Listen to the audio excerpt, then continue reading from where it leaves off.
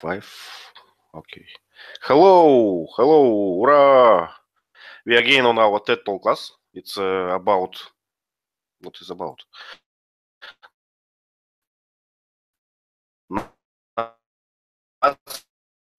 nationalism with globalism. It's a long TED Talk, 1 hour long. Yes, but it's worth it. And let's start from the speakers. Who was on this video?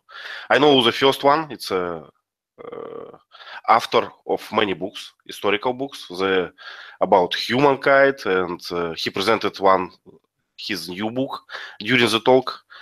And I never read the whole his book, but I read some excerpts, and I like it. Looks like a smart guy to me. Gerard, have you read his books? Not yet, but I think I'll read. I want to read *Sapiens*. It looks interesting. Yeah, for me too. And another one man who was the host.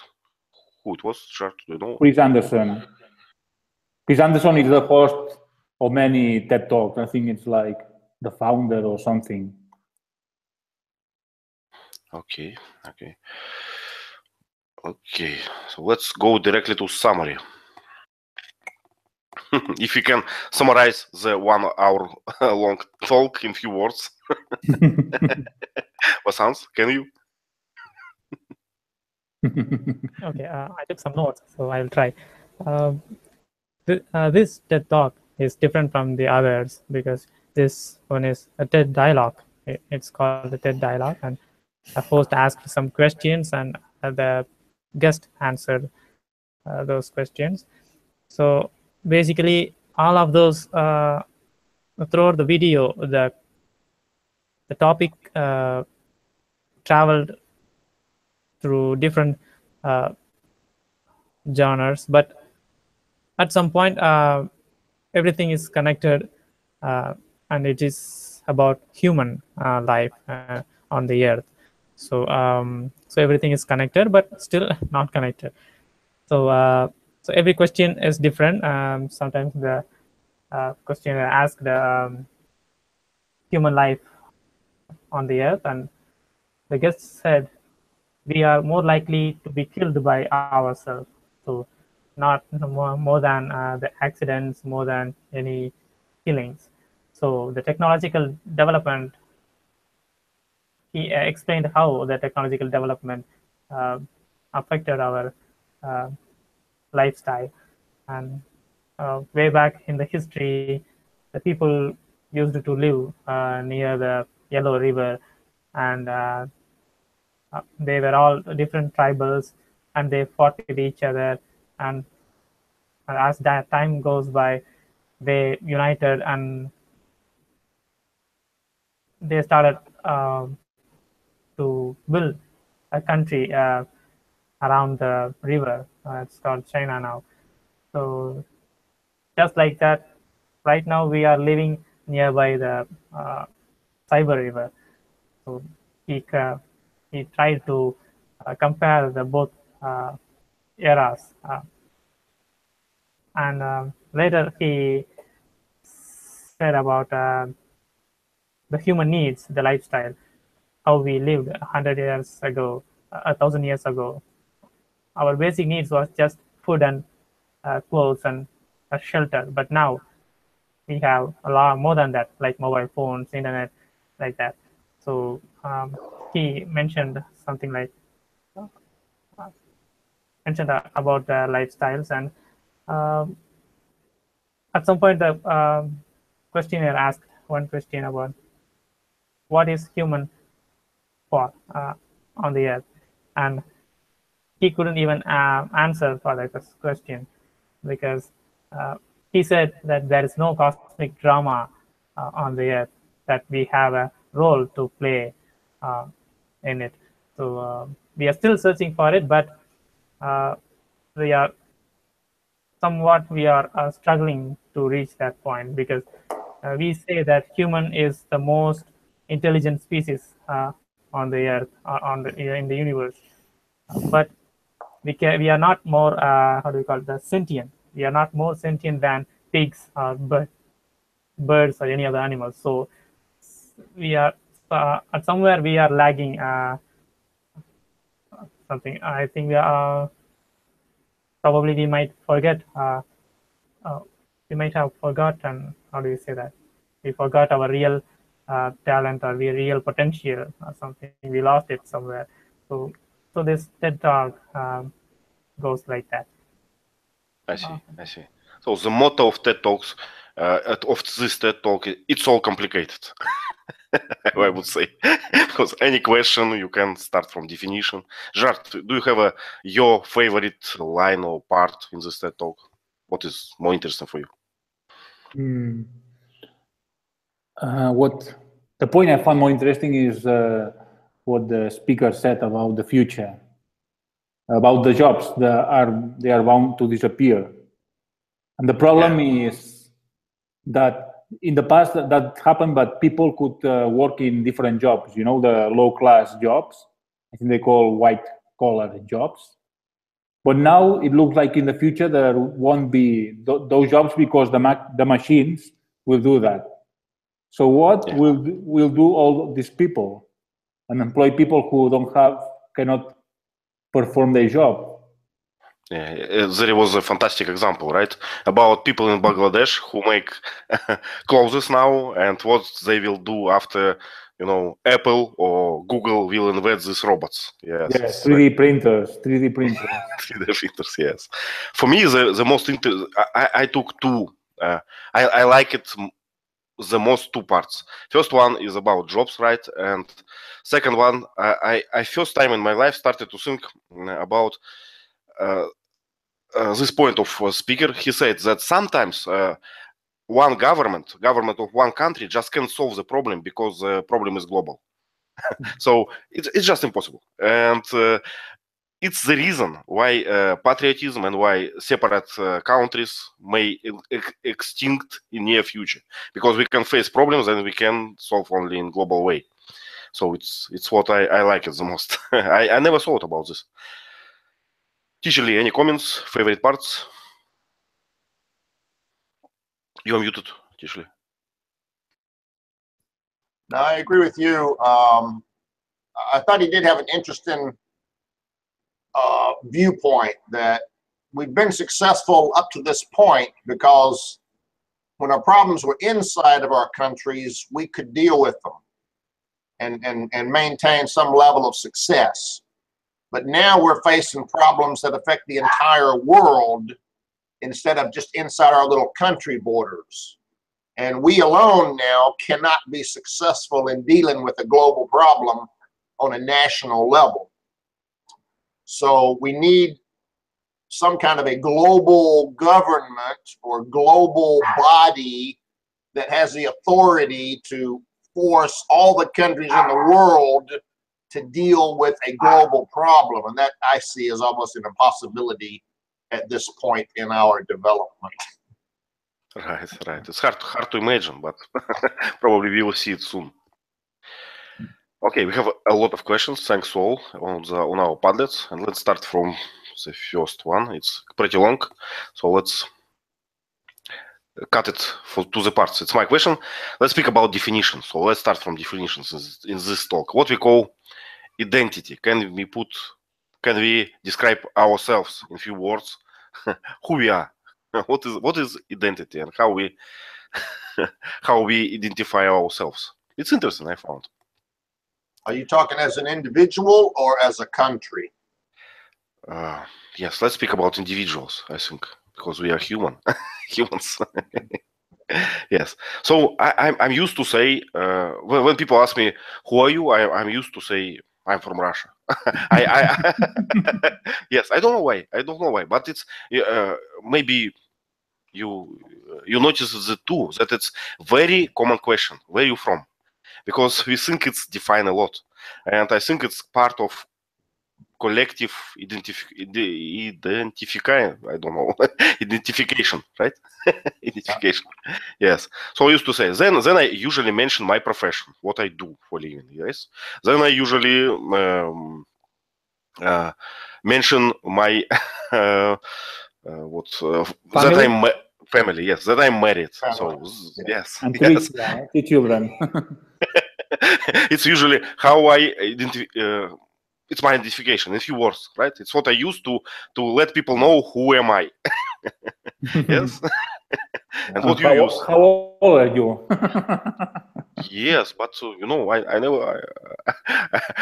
never speak about my age. I don't know why people don't ask. Well, because they see you and they can guess more or less. Yeah. So, what is identification for you? How you describe yourself, and what do you think important or not important? But if you don't like describe yourself, describe someone else. What are the questions? Where are you from? Who are you? I think you got it right. Usually the job, and I mean the country. The country defines your general values and characteristics, and then your job defines you more individually, and then your family. If you have no family, then you're not going to understand someone that has family problems. And then maybe your hobbies. What are your interests? Might be another level I might add. I like to play tennis. I like astronomy. I like scuba diving. That tells you a little bit about me as far as my brain and what I kind of like to think about, you know. Yes, hobbies, very good questions. Gerard, and please. Another thing that defines us is our political ideas and religion. Right. And that's very important to know, because those topics are controversial. Right. But I rarely think meet people who start with, you know, hello, I'm John, I'm liberal. Right. Yeah.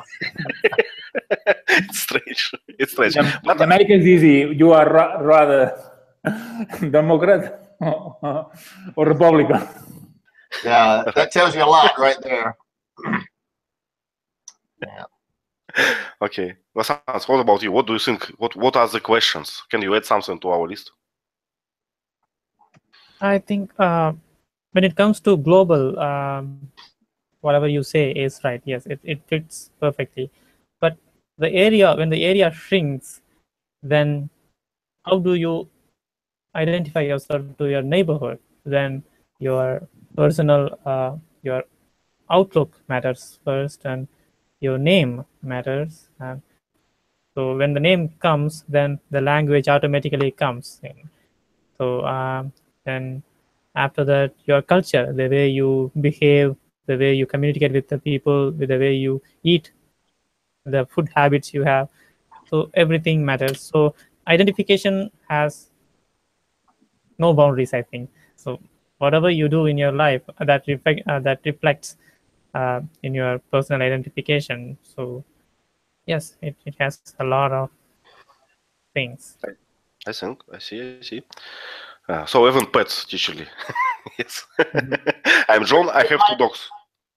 If I know someone's a dog owner, then I feel like they must be at least a little bit good, because they enjoy dogs, you know. So that's my personal opinion. I'll give you a little bit of credit for being good if you own a dog. Okay. Gerard, please. Another thing, food. For instance, vegans. For vegans, food is very important. Oh.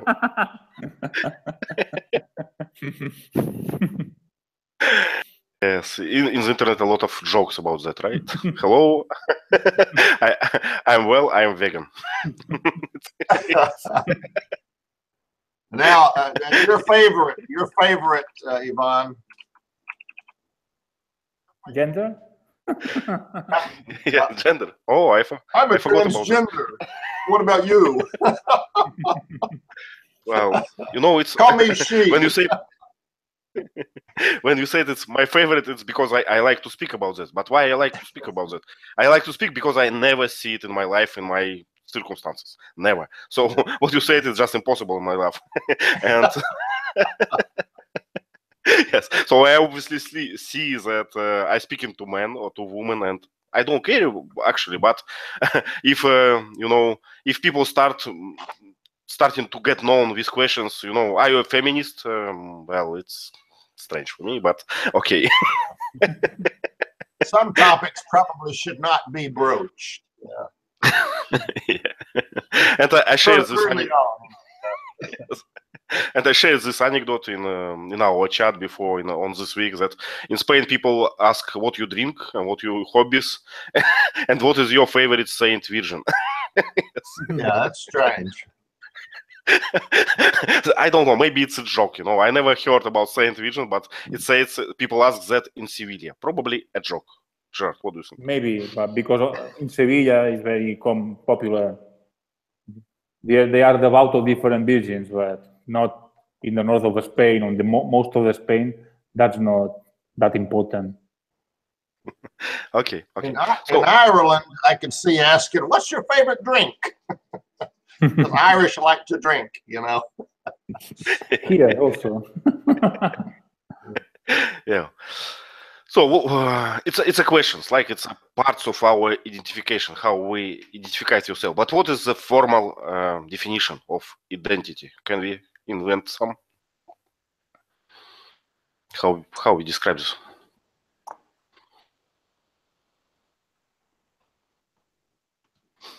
It's a gist, right? It's something, I don't know. I would say it's your set of values, life values. What's important to you?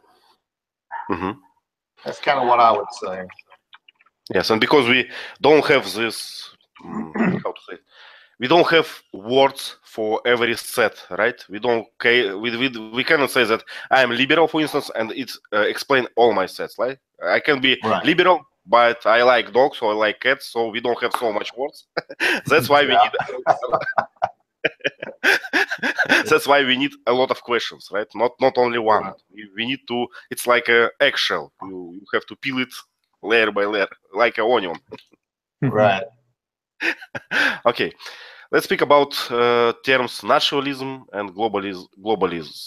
I wrote globalization, but I think it's not correct. Nationalism and globalism. Yes. What is that? Sans, would you like to take? No, Okay. I can. Well, I can try with the first one. I can think that nationalism is something when you what's the word? Identify. Yes, when you identify yourself with the nation first. So you start. I am a Britain citizen, and then you say I am John. I am married. I have two, and your set of values, yes, contain this aspect as very important. So I am thinking of making good for my nation, for my government, for my country, or something like this. That's what is for me patriotism. Yes, agree? Disagree? Mm-hmm.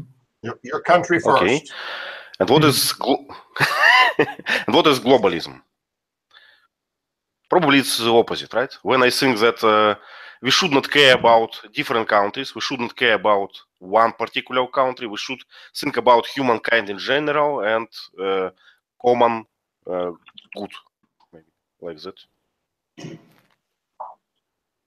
I think one way to look at it is nationalism, you only care about your country. So if I'm going to win and I'm dealing with you, you're going to lose. So nationalism is a win-lose viewpoint or outlook. Globalism, we're all on the same world. If the world dies, all of us die. Mutually assured destruction, Ivan. Mad. So globalism has to be a win-win solution, or we all lose. I see. But maybe it's nationalism may be a win-win too, but I mean that you don't care. Is it win-win or not? It's important for you that your country win, and what happened next, you don't care, right? It's right. Only the first part is important. Okay, and what is sentient beings? How do you define this? Sentient beings. Beings who are able to feel. Right. So I think animals are sentient beings. But even plants, some scientists, they say that plants feel. Right. Have some feelings. Yes, and it's make questions of vegans even worse, right? If you don't want cows suffering to anyone, well, it's a bad news for you. But they don't understand that. Okay, vegans don't understand that animals that kill other animals are necessary. Otherwise, there wouldn't be a balance in the ecosystem. You know. Yes, we have predators. Yes, predators are necessary. Yeah. Predators are necessary. Sentient, at its simplest definition, is an entity that has senses: see, feel, hear, touch, smell. If it's sentient, it's alive, as opposed to a rock. I see. Generally, on a higher level, when we say a sentient being, we're usually talking about aliens or creatures that are somewhat intelligent. So sentient has two levels of a definition. One is it can sense and interact with the environment. The other one is an intelligent being that we can communicate with. So it has two levels of definitions. Yes, so it has a connotation like about something living, right? Because the TED Talks, they they put it on different sides. So country cannot feel, but human can feel. So let's care about human, not about countries. Right. Something like this. Exactly. Okay. Okay, we finished with that. Let's speak Actually, about it. He said suffering. If it can suffer, it's sentient. How do we know? Maybe rocks suffer when we build our churches.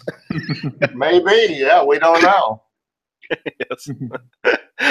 Okay, another question. What jobs are bound to disappear in the next 20 years? What do you think? Taxi drivers? What else? Truck drivers. Yes, drivers is obvious because we are going to era, yes, epoch of driverless cars. It's irresistible now. It's how it's not irresistible. What's the word? Inevitable. We cannot prevent this. Inevitable. Inevitable. Yes, inevitable now because driverless cars will be our future. Will be our future in the short term, in 5, maybe 3 years. Yes. Basically, any simple job that can be learned in a few minutes is going to become automated. Yeah, but I don't know. You know, I understand what you're talking, but I have a small counterexample. You know, I can teach my boy to distinguish cat and dog in a few seconds. It's simple for human, but to teach artificial intelligence to that, we spent like 25 years. Well, yeah, but now they can do it. Right. Now, right now, a car can recognize people and cars and stoplights and the edge of the road and the center line. Now technology can do it. In the past, you're right. Yeah, but maybe we will find, you know, humankind will be, I don't know, capture solvers or something else. We will find we will find a job for humans that is hard for artificial intelligence, but obvious for us. Something. I don't know what is that, but I can imagine that it exists. Well, you know, you think about McDonald's hamburger restaurant, okay? I could automate that. I punch in hamburger and machines go over, grab a patty, throw it on the grill and wait, so, you know, times it, flips it over, throws it on a bun, and it comes on a conveyor belt to the front and I take it. You know, I mean, you could automate everything that's repetitive. It's the same actions over and over and over. And probably you don't need to go to McDonald's. You can press this button at your home, right? That's right. In fact, you know, Amazon has that. Do you know what this is? Yeah. Yes. Amazon One. I need a hamburger and a pizza, and it'll come to my house. I don't use it, but yeah. And I read somewhere that Amazon produced Amazon buttons. It's like Bluetooth button. You program it for something like it's for detergent, and you push on your wash machine. And when you need it, you just press and go away. And next morning you will have it. Yeah, it's like, God, how lazy can we be? Yes. So it's too much to write, order, right? What to click on the basket. Yeah. Pretty soon your monthly bill is $20,000, and you go, "What happened? You pushed the button too many times." But I can disagree with you with this point about McDonald's, because McDonald's is one part. It's about nutrition, I think. McDonald's is about eat something. It's not an art, right? It's not a restaurant. Right. So, for instance, in many restaurants in Russia, you have iPod on the table and the menu, the electronic menu, and you just press click, click, click, click, and you get it in a few minutes. But from my experience, people in Spain don't like this. People in Spain like to talk about food. Talk a lot. Yeah. Yes. What kind of wine is this? Where it was grown? What about grapes? Who made it? Which company? How many years? It took 15 minutes, for a glass. At that time I can drink few. When Spaniards order one, and this looks like an art to me because I have a new eyes for that. I watching this, and a company of 5 people ordering, half hour. Just speaking with waiter about everything. So it's something different pleasure, and I cannot imagine a machine for that. You cannot. Probably it's not so pleasant to speak about this robot. Like, what kind of pig it was, where it lives, something like this. Okay, so I don't agree about waiters. I agree in fast food, but not in restaurants. Okay, drivers, waiters, something that you can learn in a few minutes, like something like clearing, I don't know, roads, or manipulate some simple cars, something like this. What else? I think less teachers, maybe. Because, sometimes teachers repeat a class, the same class repeat many times. That could be a good video, and then they only would need the teacher to ask questions, no? Right. It's the profession of teacher seriously changed, right? Recently, people, teacher not now in the charge of repeating itself things to you. You can read, you can make some interaction, but you need teacher to ask questions mostly. Mm-hmm. Do you agree, Teacher Lee? I agree. I think what we're going to see in the future, and some places do it right now, is you'll have one teacher in his home, and he'll be connected remotely like this with 5 classrooms, and he'll just give them an assignment, and they'll all do it wherever they are in the world. And if they have a question, they'll ask him right there remotely, and he'll answer it, and all the classrooms hear the question and get the answer. And I think eventually we're going to have like a global classroom kind of potential education system, or at least countrywide, with just a small group of teachers teaching a large group of students to save money and resources. Right. I don't like it, but I think that's where we're headed. Mm-hmm. So we have a special word in Russian, but I don't know English. In English, is it existed in English or not? It's some special. If you are doing bad in your school, your parents pay for personal teacher for you. It's like a personal teacher who goes, or you goes to him, and you spend tutors spend additional time, right, to catch up the class. So probably it will die. Yes. Expensive in America. Yes, expensive. $30 an hour. Yes, expensive everywhere. But I think if a global education system, or I don't know, or maybe national education system, will be flexible, will be dynamic for your needs. So one student does it slowly, another faster, and no one cares because it's all automated. Then you don't need private tutor, right? Because you don't need these deadlines. Like you are not in class, you are self-paced, right? Yeah. Yes, and teaching obviously changing. Yeah. And also, I think that There are a lot of technology now in teaching. I got a few courses on Coursera, and every time these tests, these assignments were more and more advanced. Sometimes it's peer-based graduation, right? So another students got your job, they have a criterion, they have an explanation, and they check your jobs by knowing answers. So, and you don't need teacher at all for graduation. But why it's plausible? Because your job is checked by few students, few another students. So no subjective part in that. The graduation is something average. Vasant, please. Multiple evaluators. Okay. Okay. I think whatever you said, yes, that's okay. But a child needs at least primary education I think, because when the child is exposed to the society, when he comes out of his home, then he needs somebody to embrace him and how do we call it, to explaining things like their parents and another parent, like a friend. So we need a human teacher. An automated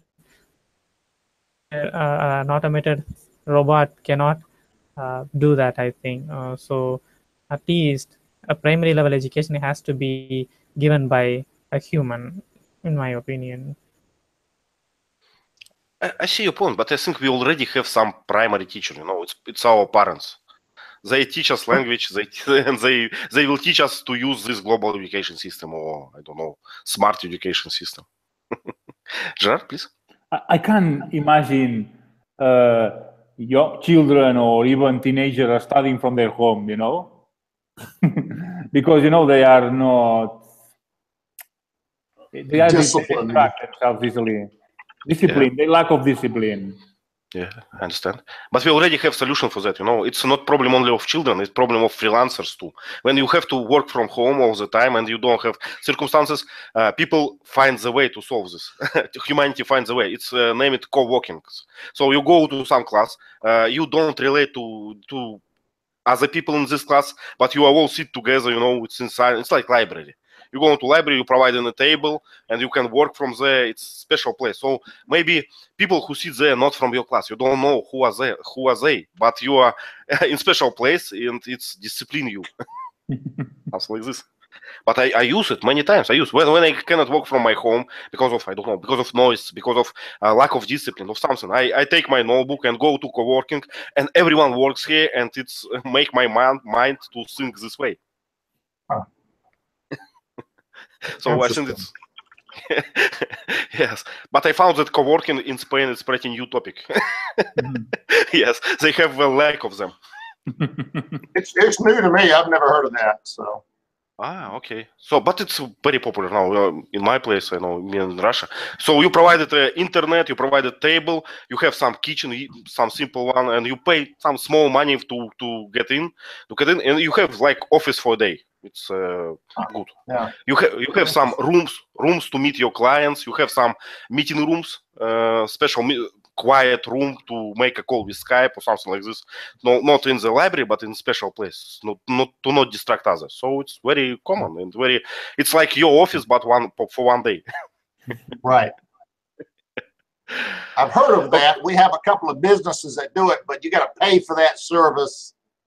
And it's more for businessmen that don't have an office and want to have a place for the customer to come, is what ours is for, but not common. Right. For customers, it's especially important because you don't ask people to visit you. You cannot, probably you don't want to ask people, yes, please visit me. It's my dog, it's my mother, we are playing here, and let's discuss. Yeah. We may move tomorrow after you pay us money. Yeah. Let's discuss our 1 million contracts. Yeah.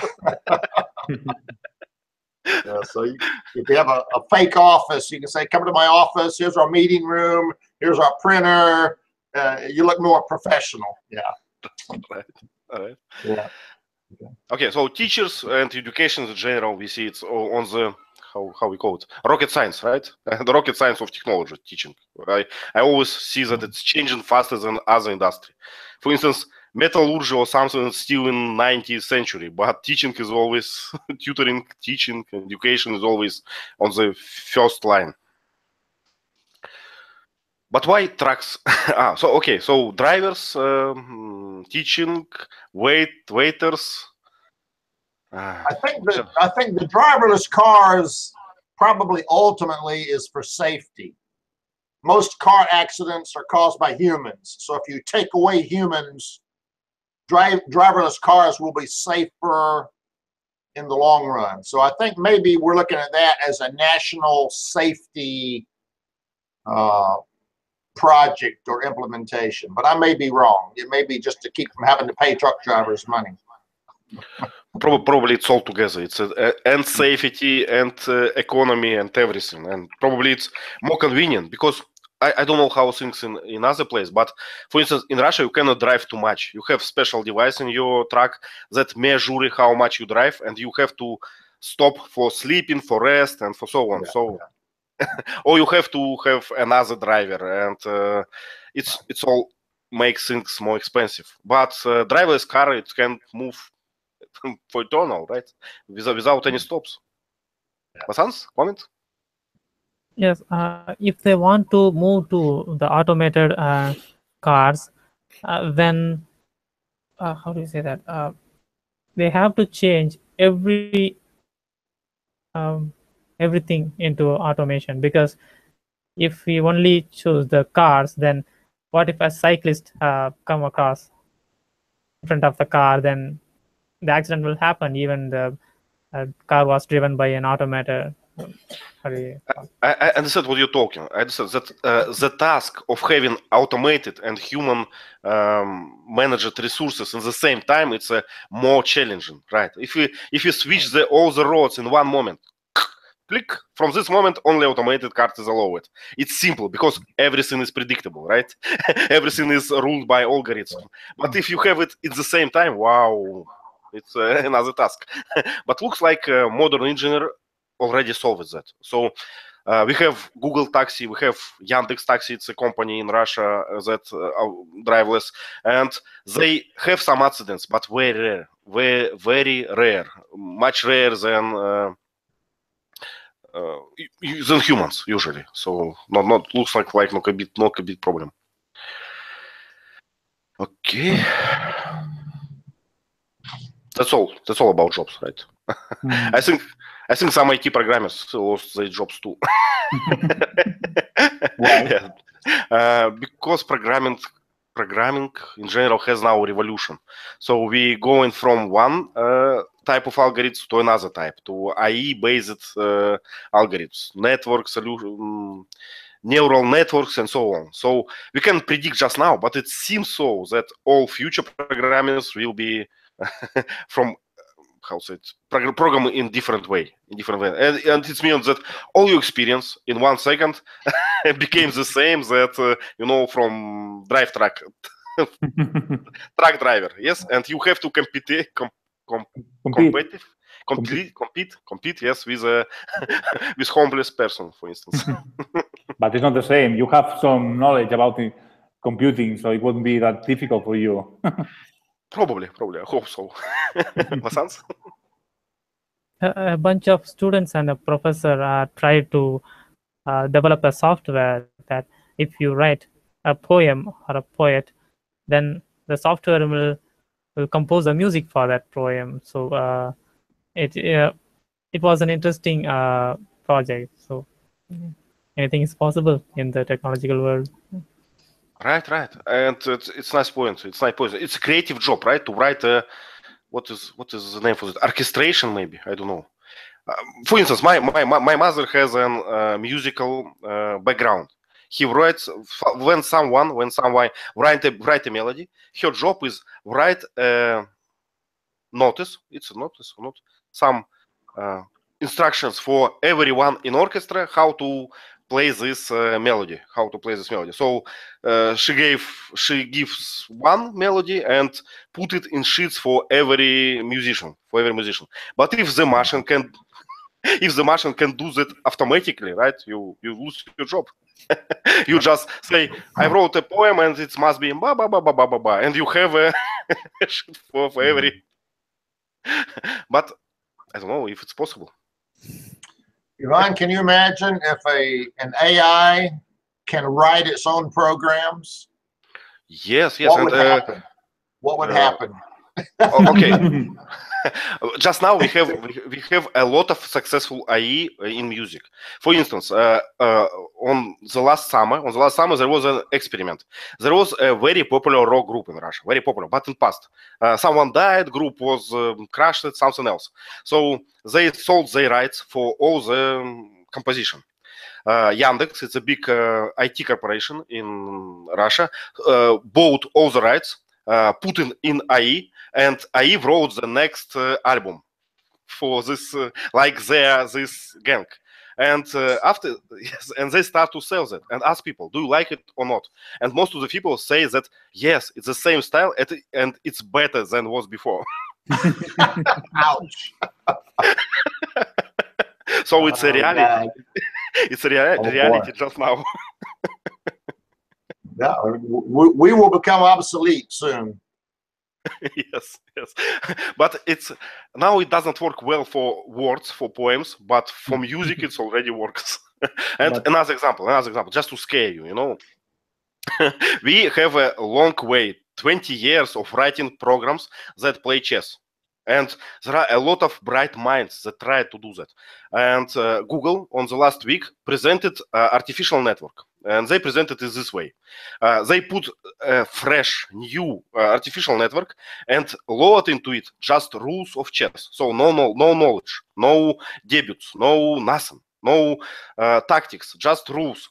And after 4 hours of education, this program beat everyone on the world.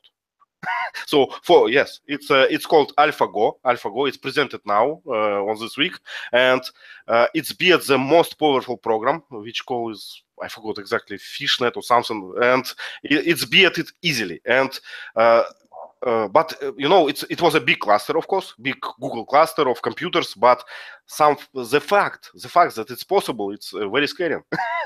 And now all the programmers who wrote all these algorithms for many years, it's in a bad position. And all these Grossmeister who spend their life to understanding the chess, how to play the chess, they are obsolete. So the danger of IE is very, very clear now. I noticed you call it IE. Is that Russian?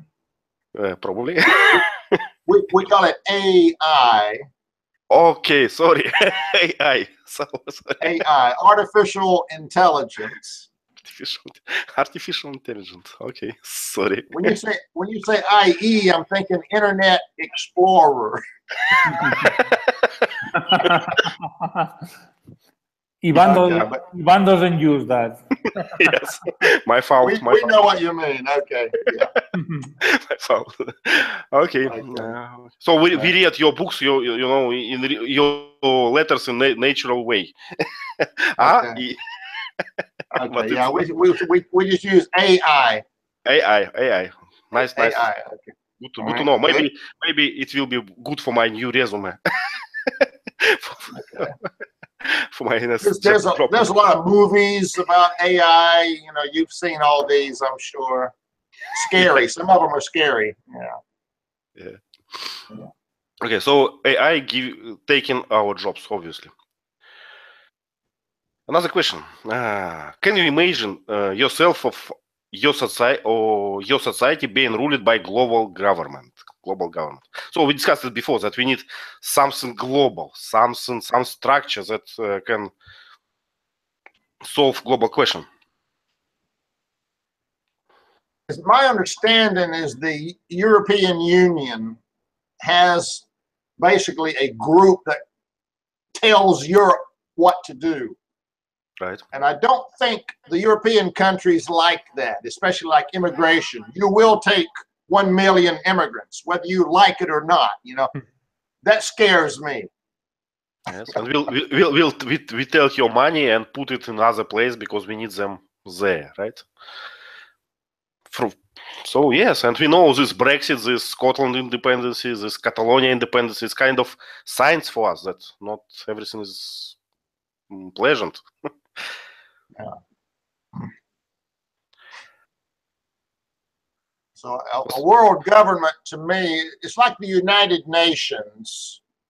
My impression of the United Nations, it's mostly Muslim countries in control, and they're trying to tell the U.S. what to do. And the U.S. is saying the UN is not our boss. So I can see a world government being a much, much bigger problem. And it could easily become dictatorial, you know, politics and greed, and I can't see it happening in my lifetime, which isn't long. I can agree with this part. It's very hard to imagine for me. It's hard to imagine for me any structure that can be effective. So for me, United Nations, it's like this structure, right? But does it work? No, not in my opinion. In my opinion, it's just what show, right? It's just something, just decoration. We use it to present some pictures. But what if we need to solve some questions where, for instance, America and Russia has different point of view? In that moment, UN is useless. we can argue for eternity and has no solution. So, but just imagine a structure that can solve such questions, right? America don't like it, but we still are going to do that. And Americans should obey. How will this? It's hard to imagine for me. It's just like the Middle East, Jerusalem. They've been arguing about Jerusalem, who owns it, for 40 years. And they say, we need time to negotiate. You've had 40 years and you haven't done anything. You know, a world organization could say, this is the solution. Boom. You don't like it?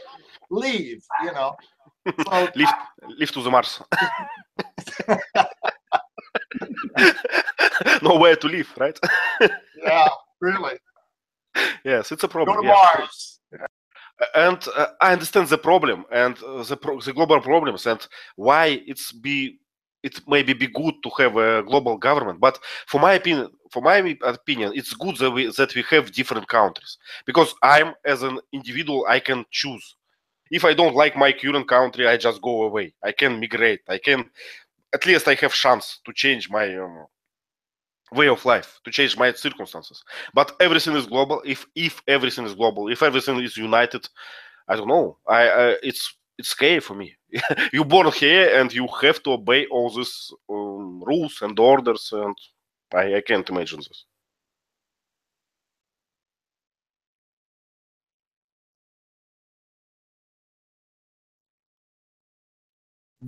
The giver. Everybody has to follow the rules. Yeah. You don't like it, you get released.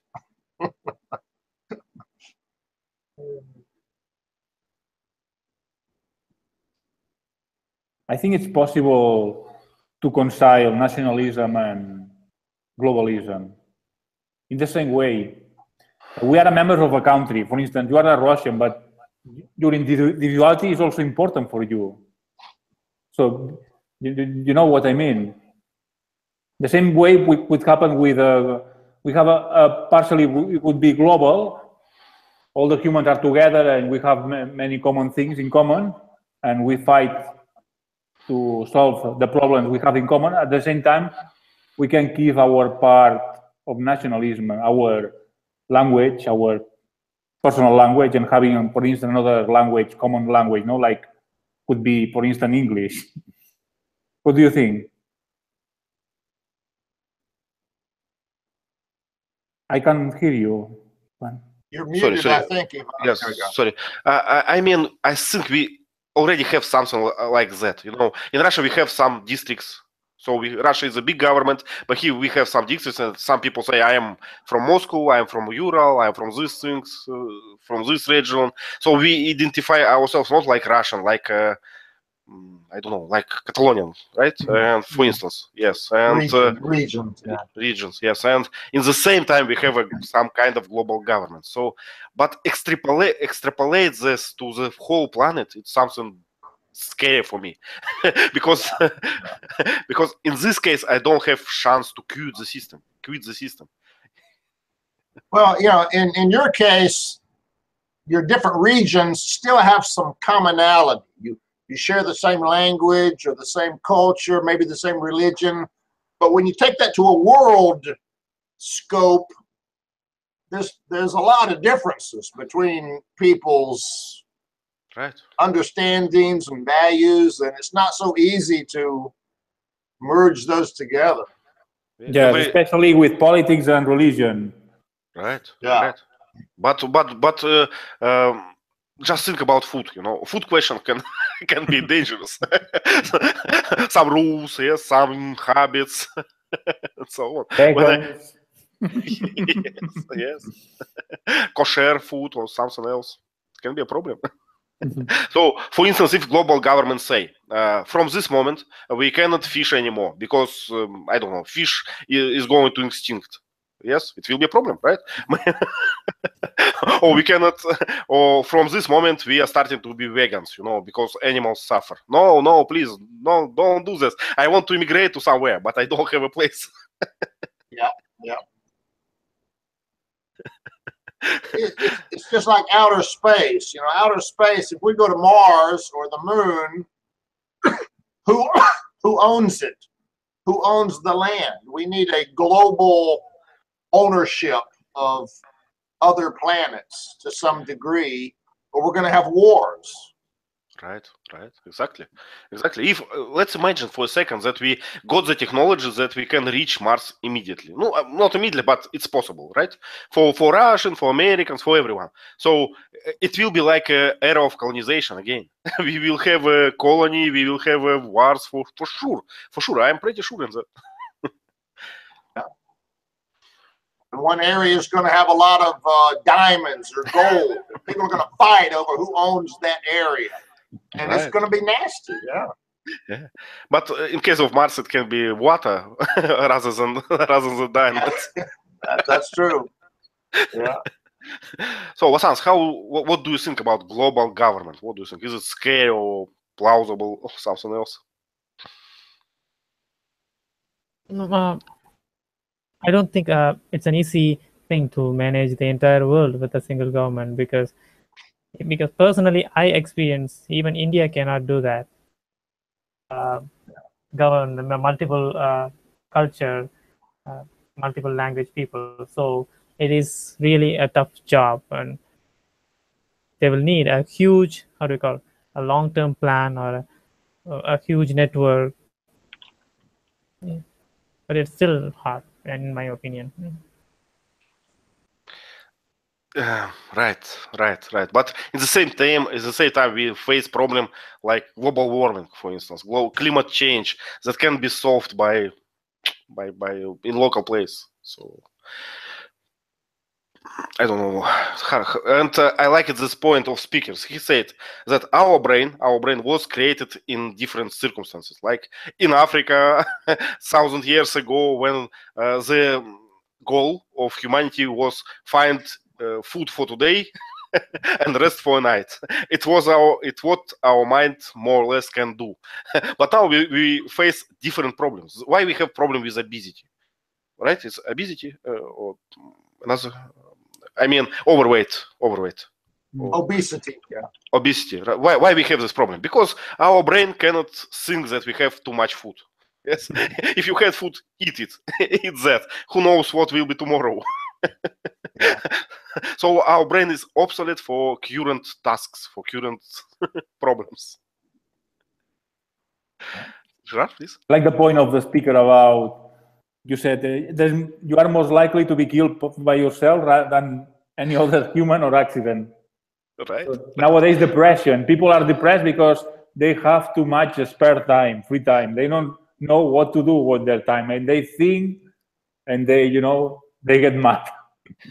Right.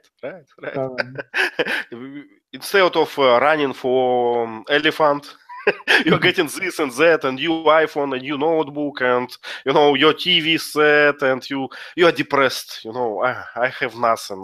My life is so hard. No one understands me. I need some pills to survive in this cruel world. It's reality. So maybe we need global, our national governments for that, to make things harder. To enjoy our life. And our time is over, but we still have a lot of questions. I think we can answer them later, maybe on another TED Talk or something. But yeah. I like many of them. So thank you again. Finally, we managed to get a TED Talk class after a few months of problem. About this topic. Yes, it was scheduled long time ago. What to do? So thank you for coming, and see you next time. Thank you.